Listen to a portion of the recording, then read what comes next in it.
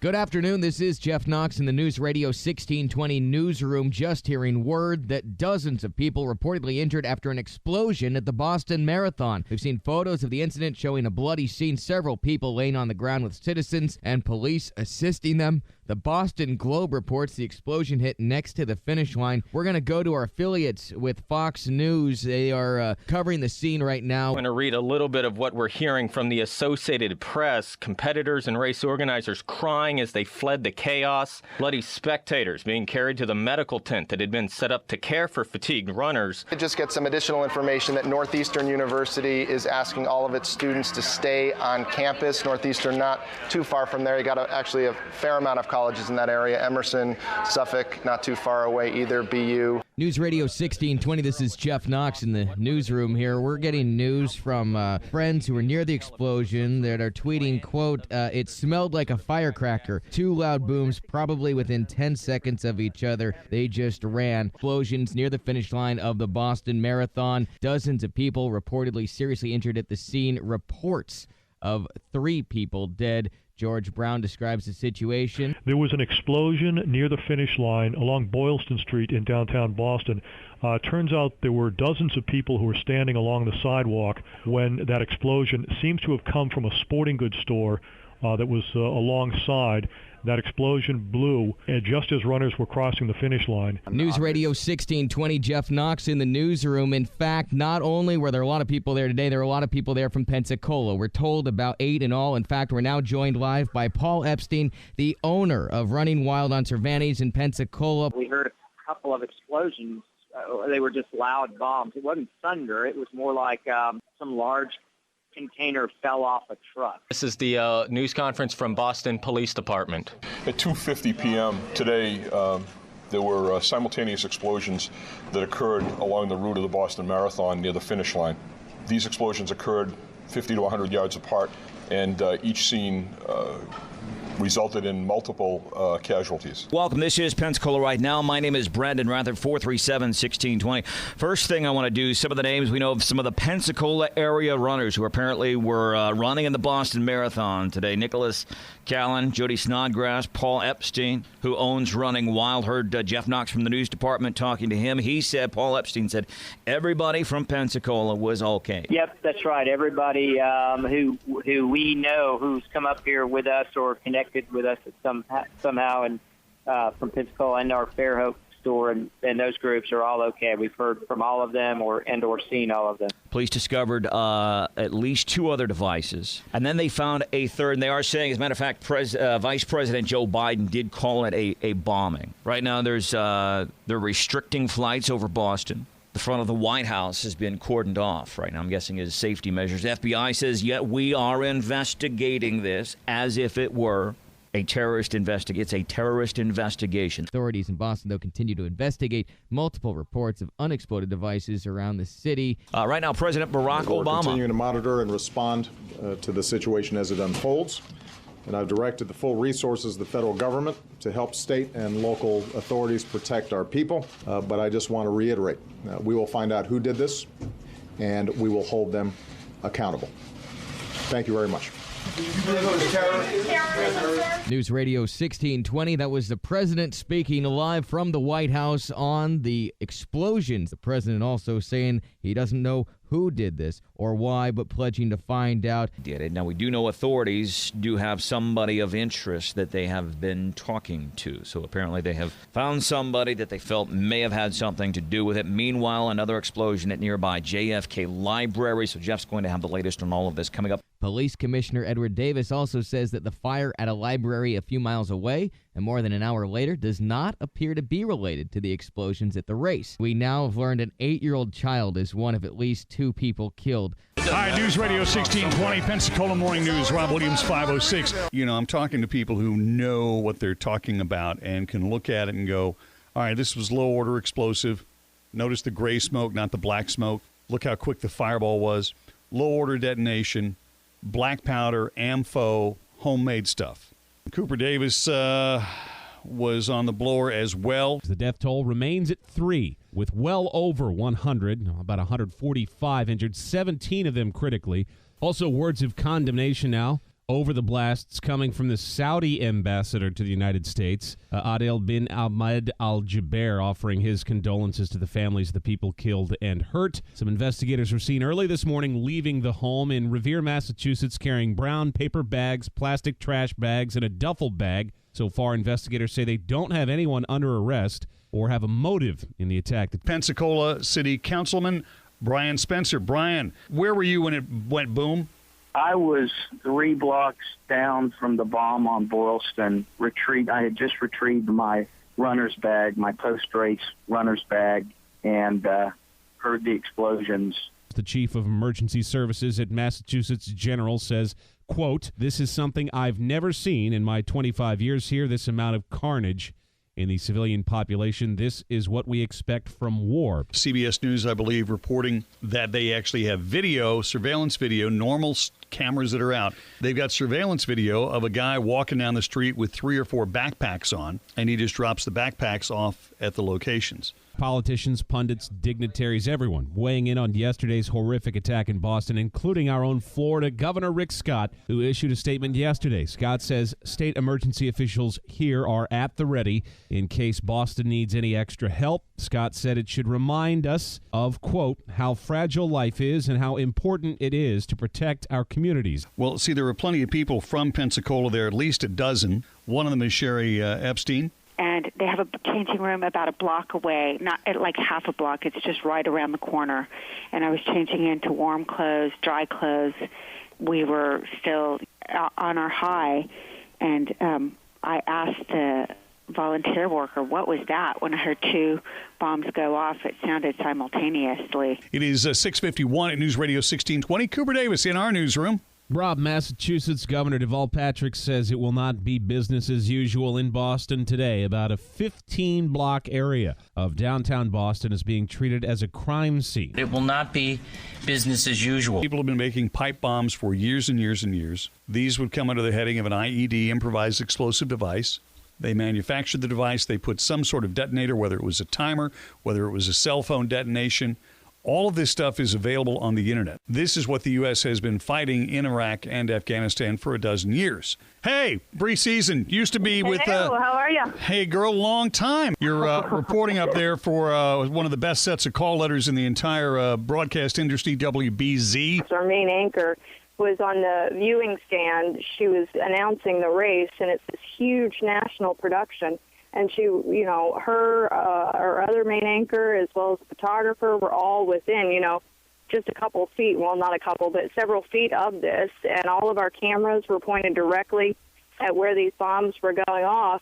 So it seems to be that this guy knew the cameras would be pointed. He knew which areas were going to be the most densely populated. A European security official with knowledge of the investigation into the bombings says initial evidence indicates they were not detonated by suicide bombers. Governor Deval Patrick on right now. News Radio 1620. All other parcels in the area of the blast have been examined, but there are no unexploded bombs. There were no unexploded explosive devices found. I'm Gene Marquez, Acting Special Agent in Charge, ATF Boston Field Division. To dispel any rumors, there were rumors floating around that there were 7 devices, up to 7 devices at one point. That is not true. I think that happened as a result of some suspect packages that were disrupted. But we only have 2 devices that we're aware of, and both of those devices were the ones that did the damage and were involved in the explosives incident. Pensacola's graffiti bridge now shows support for victims of the Boston Marathon bombing. Along the fence at the top of the bridge, guarding the train tracks over 17th Avenue, reads the message, "Pray for Boston," in red on a white background, a sentiment many in Pensacola are echoing today. It just breaks my heart. I feel heart-sickened. I mean, I have children that are of the same age as one of the victims. In the wake of the Boston Marathon tragedy, the organizers of the Pensacola Marathon in November say they've been reviewing security measures but don't plan to change anything from the 100 or so cops that have kept the 2,000 runners safe from mostly cars. If the city of Pensacola or Homeland Security says, you know what, Pensacola, you need to pay more attention, we'll be working with them and figure out what that is they tell us to do. President Barack Obama saying officials don't know whether the bombing was the work of a terrorist group or a malevolent individual, nor do authorities have a sense of what may have been the motive. A knowledgeable source saying that the bombs were crude. In other words, probably not the work of any kind of quote-unquote mastermind terrorists. So here this guy, as he crossed the finish line of the Boston Marathon, is going to get on his knees, and one of the most special days of his life, he was going to ask this young lady to spend the rest of her life with him. Problem was, it's a BS story. A second person killed in yesterday's bombing in Boston is being identified. Crystal Campbell was 29 years old and lived in Medford, Massachusetts. 2 other people were killed in an attack. One of them was 8-year-old Martin Richard. The other remains unidentified, though we have been told they were a university student. A person of interest is being ruled out in yesterday's bombing. Authorities found no connection with the Saudi man in the attack. Sources tell CNN he was, quote, just in the wrong place at the wrong time. Officers had searched the man's apartment in suburban Boston last night. Investigators reportedly believe a pressure cooker may have been used in one of the bombs that detonated at the Boston Marathon. The CBS News cites a source saying one of the explosive devices appears to have been placed in a pressure cooker that was then put into a bag or backpack. In sports, the New York Yankees showed support for their counterparts from Boston. Neil Diamond's Sweet Caroline was played in the third inning of yesterday's game against the Arizona Diamondbacks. If you didn't know, Sweet Caroline's a song that has been a mainstay at every Red Sox game played at Fenway Park since the late 1990s. The extremist Westboro Baptist Church has vowed to protest funerals of those who died in Boston. Flags at federal buildings here at half-staff. Defense Secretary Chuck Hagel declared Tuesday that the Boston Marathon bombing attack was a cruel act of terror. Pentagon prepared to respond in any way that is needed. Hagel's comments were the strongest statement yet by a member of the cabinet that the attack was terrorism. 2 things. Bob Mueller has been director of the FBI for 12 years, the second longest tenured FBI director ever. Where was the FBI on this thing? Ahead of time. There's already a question, legal liability. Are the organizers liable for injuries at the marathon? 3 people killed, 170-plus injured. You saw somebody register the domain BostonMarathonConspiracy.com just so that no conspiracy theorists would get a hold of it. Right. Thank goodness. People have the smarts to do Well, that. where are we going to put all the conspiracy theories? Trash can? At the finish line, there is a field hospital setup. Literally, it's a field hospital. You have runners coming in who are incredibly dehydrated. You have runners coming in who are running on blisters. That's why all the medical people were right there. The ambulances were right there. And the wheelchairs, because these people were ambulatory, were running for 26 miles, so it's easier for them to sit them down to move them around. That's where the wheelchairs all came from. Rob, investigators know the Boston Marathon bombs were contained in ordinary kitchen pressure cookers loaded with shrapnel, but they're still looking for the triggering method. An FBI statement now comes after scraps of black nylon were found at both explosion sites, indicating the bombs used were packed into large, dark duffel bags as well. News Radio 1620. I'm Jeff Knox, and CNN is reporting video from the bombing in Boston has resulted in an identification of a suspect. The network says there was a clear identification of a suspect due to footage from a department store. No word on who the suspect is yet or whether he or she is in custody. The Boston Globe's reporting authorities have an image of a suspect carrying and perhaps positioning a black bag at one of the bombing scenes. Also, new developments on the devices used. From Sue Strawn, our news partner at Channel 3. Federal investigators have recovered the mangled pieces of one of the bombs, which apparently did not fully explode. The explosive was made from a pressure cooker loaded with ball bearings and nails. Breaking news now. News Radio 1620. Good afternoon, 1:14 in Pensacola on News Radio 1620. I'm Jeff Knox in the News Radio 1620 newsroom. A suspect is in custody in connection with the Boston Marathon bombing. Multiple reports confirm it's based on 2 surveillance videos from the scene. Federal agents say the video shows the suspect placing the bombs. Boston police and the FBI say there's no arrest in this week's marathon attack. Multiple sources had reported a suspect in custody based on video surveillance footage from Monday. It also reported there was significant progress in the case, though. But a news conference that had been scheduled for the 4 o'clock hour in Boston's being postponed. The FBI and local authorities both refuted reports of an arrest. So exactly what is happening? They have nobody in custody. There was supposed to be a press conference that would have been going on right about now from law enforcement, from officials. Apparently they are fed up with the media and the way they are handling it. Runners in town will gather this morning to honor the victims of the Boston Marathon bombings. Many of the Pensacola runners who were in Boston will be joined by others at Running Wild on Cervantes to begin a pre-dawn run through town here in about a half hour. The first mile will be run in silence to honor those killed and wounded in Monday's attack. A major break in the bombing case. A local politician says investigators are looking for a man seen in department store video surveillance dropping off a bag at the site of the bombings. Remembering the 3 people killed and more than 170 wounded in Monday's marathon bombing in Boston, President Obama will be among those attending a prayer service at Boston's Cathedral of the Holy Cross. People clearly want to be here for this. This is a day of reflection, a day of healing for people here in the city of Boston. And they are here to pray and remember the victims of these bombings, both those who were injured and those who were killed. Reporter Catherine Parada with WFXT in Boston outside the cathedral. Also should note the Better Business Bureau warning about charity scams in the wake of Monday's bombings. One has already been noticed and is under investigation now. Be careful about where you send your money. Today, the New York Post ran a story featuring a picture of this Salah Barhoun and another man circled in red, but said it was unclear if they were the 2 same potential suspects spotted by law enforcement. So this 17-year-old kid sees his picture all over the internet. He sees his picture on the front page of the New York Post. He goes to the Boston police and says, listen, I ain't had nothing to do with it. This is Jeff Knox in the News Radio 1620 newsroom. Breaking news from the FBI news conference now. My name is Richard Delorier, and I am the special agent in charge of the FBI's Boston Division. Today, we are enlisting the public's help to identify the 2 suspects. After a very detailed analysis of photo, video, and other evidence, we are releasing photos of these 2 suspects. They are identified as Suspect 1 and Suspect 2.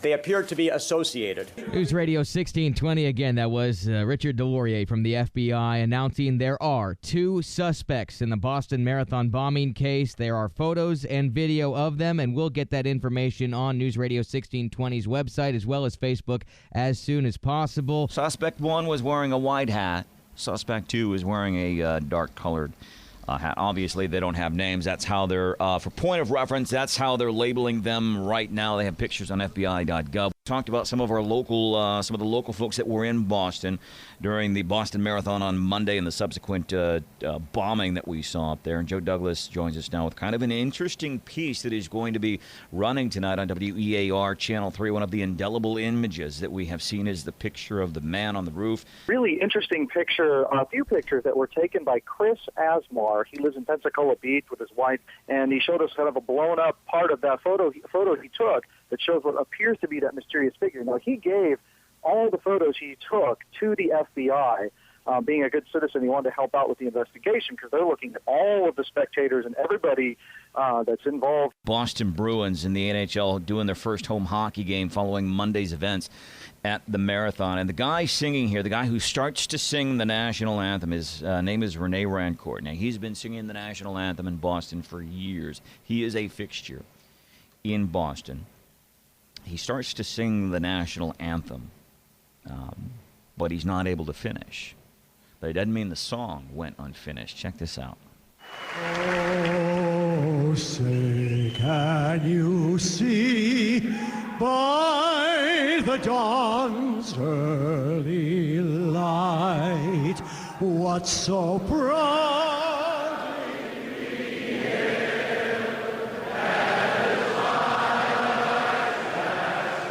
and the crowd takes over.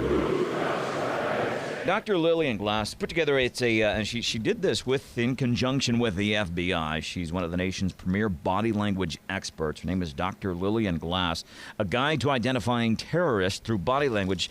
Doctor, welcome into the show. When you look at the photographs, you can see that they're walking in a single file, and that's usually one of the signs that terrorists do. They oftentimes walk in single file because following orders, again, it's not like they're buddy walking walking close by. They're, maybe one was watching the other, maybe one was monitoring the other to make sure he did it correctly. Coop, we got to keep filling in the blanks on this. You talk about breaking news, developing news as we speak. Goodness gracious. It really has been a very fluid situation throughout the overnight hours, Rob, and the latest we know is this. Basically, there was an incident on the MIT campus in Massachusetts. Then campus police respond to the scene.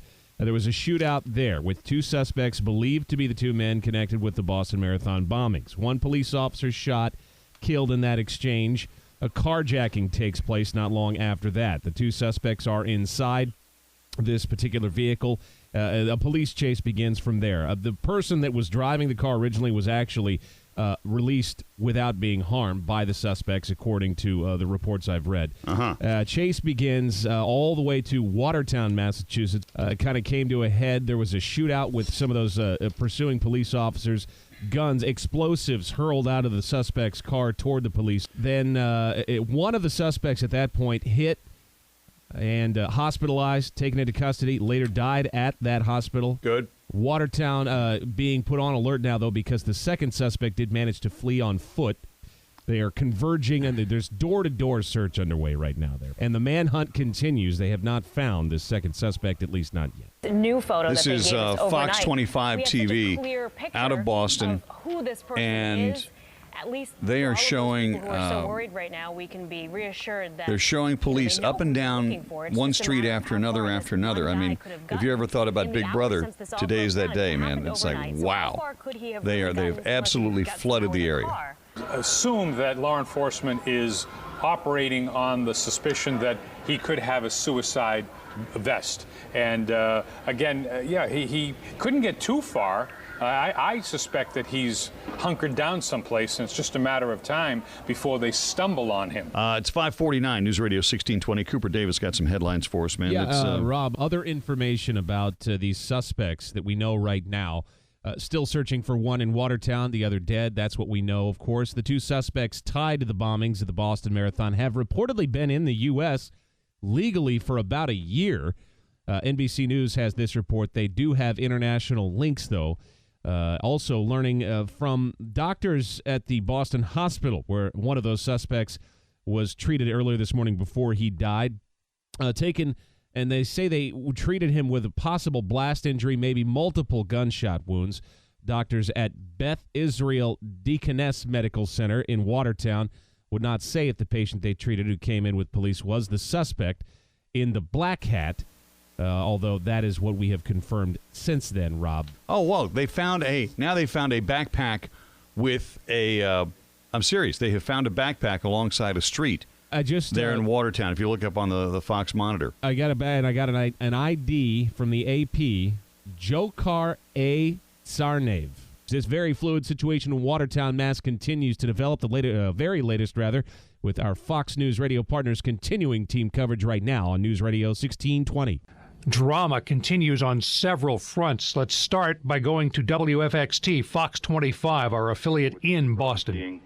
And they were going house to house, very slowly, very methodically, not in a hurried or emergency kind of manner. But they were obviously taking no chances. They were surrounding the front of the house with guns drawn and pointed. As I'm sure you saw, pointed right in the windows and the doors. All right, News Radio 1620, Pensacola Morning News. 19, he's been living in Cambridge a few years. That means he left Chechnya 15, 16, 17 years old. These guys are obviously young. The pictures of them are pretty good, digitally enhanced. The video of them taken on Monday, and all the pictures pieced together. I think it's pretty amazing. Out of tens of thousands of people, they actually found 2 guys who, from all intentions, look like the bad guys. Now, got to tell you something about Chechnya. These are Sunni Muslims. And these are the people that have been fighting almost 20 years against Russia because they want to have their own country. It didn't happen when the Soviet Union fell. It's part of Russia, and it's been a constant shooting battle for years and years and years. They left. They picked up certain number of skills while they were in Chechnya, how to shoot, how to blow things up. News Radio 1620, Massachusetts Governor Deval Patrick on right now. News conference in Watertown. Go. We have suspended all service on the MBTA, our public transit service, and that will continue until we think it's safe to open all or some of that. That was it. So, again, the breaking news there is Boston is shut down. Shelter in place. Freeze what you got. I hope you're not flying up there. I hope you're not expecting anybody from up there to fly down here today. The secondary news was that there was a second officer shot and wounded overnight. So this sounds like it's the aunt. Sounds like it's their aunt. He wanted to be a doctor. I said, well, that is a great. This is Jokar or Tamerlan? Jokar. This wanted is to Jokar. be a doctor. Yes. And that he's been in college with all full scholarship. This is what I heard. Yeah. We're looking at a couple of different video images. This is Watertown, Massachusetts. This is armored vehicle coming in down the street now. Assault vehicle that is now in a couple of them, as a matter of fact. It is a nice sneak peek in that issue. I do just want to mention very quickly, watching Fox, Fox is reporting gunfire at an active Watertown crime scene. Breaking news now. News Radio 1620.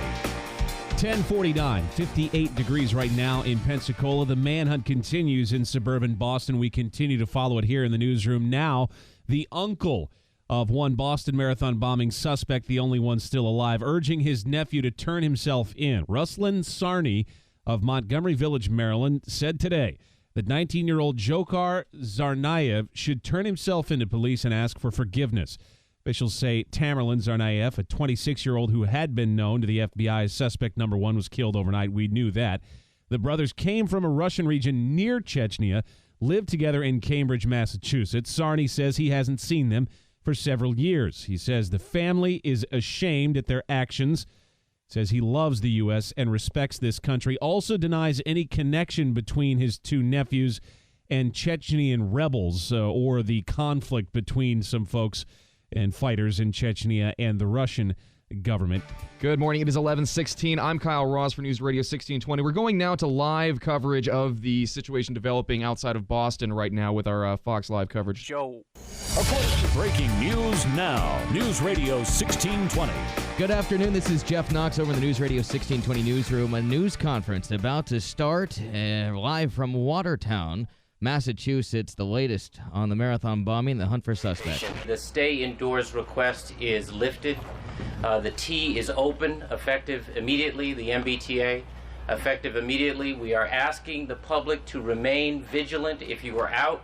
We're getting breaking news this hour on News Radio 1620. The police activity remains high in Watertown, Massachusetts, and around a dozen gunshots were heard in the vicinity recently. We got marked and unmarked cars moving through the area. Sirens are blazing. Officials had recently lifted that shelter-in-place order that was keeping everyone in that area of Watertown, Massachusetts, inside and off the streets. Now that they're back on, about 40 minutes past that, emergency and SWAT vehicles responded. They're now on the scene. Again, police responding to reports of gunfire heard in Watertown. We are about 50 seconds away from going live to Fox. They've got anchored coverage for us.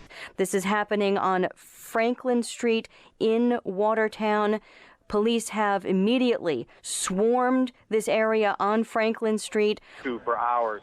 My sources are telling me that they do not have this person yet, but that he is still alive, suspect number 2. And I have another source saying that he is surrounded. They've got him cornered.